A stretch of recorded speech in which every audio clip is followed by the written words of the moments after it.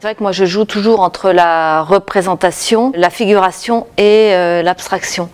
Il y a tout le temps en permanence des liens qui se font entre mes peintures. Ce sont vraiment des rencontres entre différents éléments. Des éléments réels entre guillemets qui sont plutôt tirés de la photo et qui sont figuratifs, et des choses plus décoratives, inspirées de la couleur et qui arrivent. La couleur fait que on ressent quelque chose et ça nous parle peut-être encore plus que quelque chose de très figuratif. C'est sur cette ambiguïté que j'aime bien jouer en fait. Je pense que dans une peinture, la couleur elle est tellement présente qu'en fait on la voit plus. Et moi quelque part je la remets au plan principal, ça ouvre encore la narration vers d'autres choses.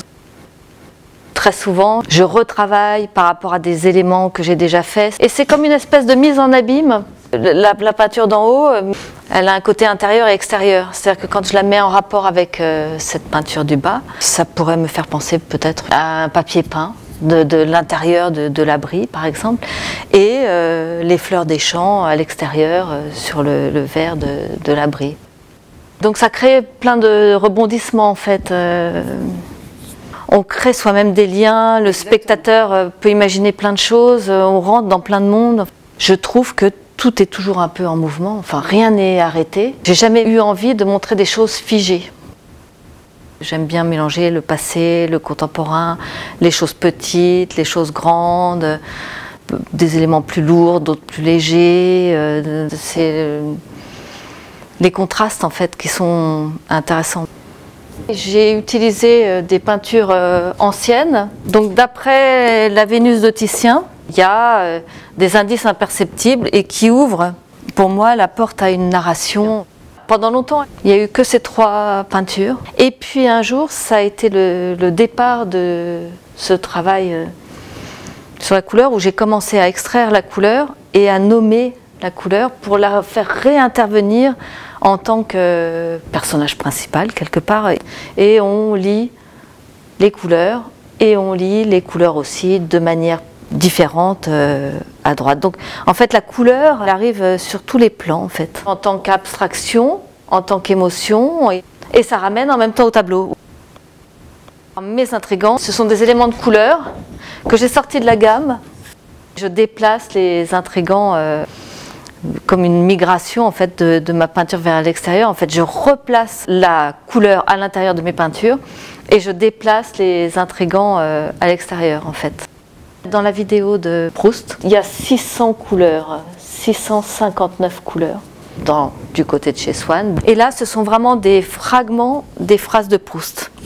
C'est comme un pantone en fait qui défile avec les couleurs.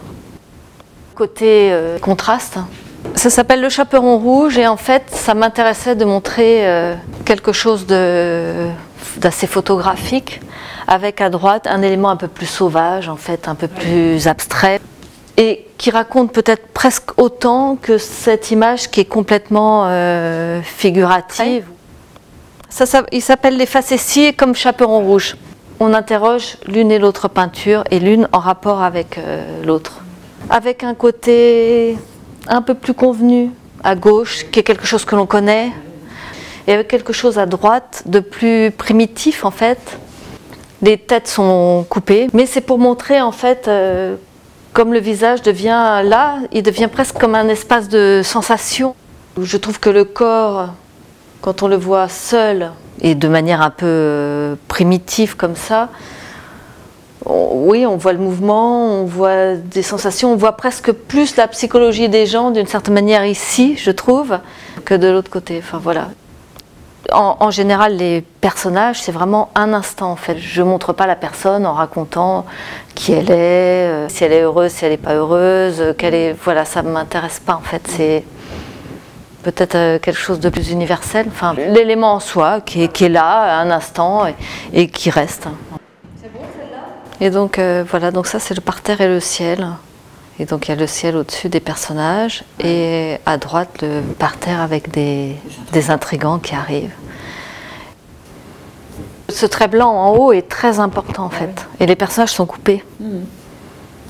mais ça crée un autre espace. La manière dont je joue aussi avec certains aplats de couleurs, des éléments de couleurs qui arrivent, qui sont importants, mais on ne sait pas pourquoi, enfin, mais qui créent un espace en fait.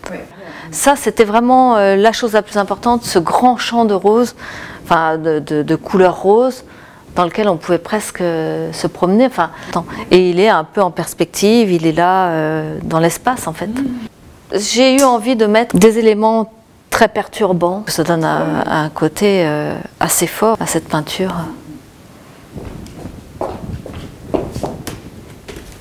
Alors, dans mes peintures, il y a très peu de couleurs primaires, je dirais. Voilà. Et j'aime bien peut-être faire des fois des mélanges un peu qui sont en même temps doux et grinçants. Donc voilà, là il y a un peu tous les éléments qui font partie de mon travail en ce moment en fait.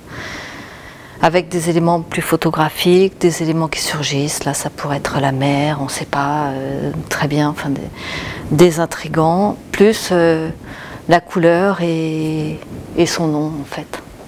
C'est comme un jeu de piste où on a à découvrir les indices et où on a à se promener. Oui, c'est ça, c'est vraiment ça.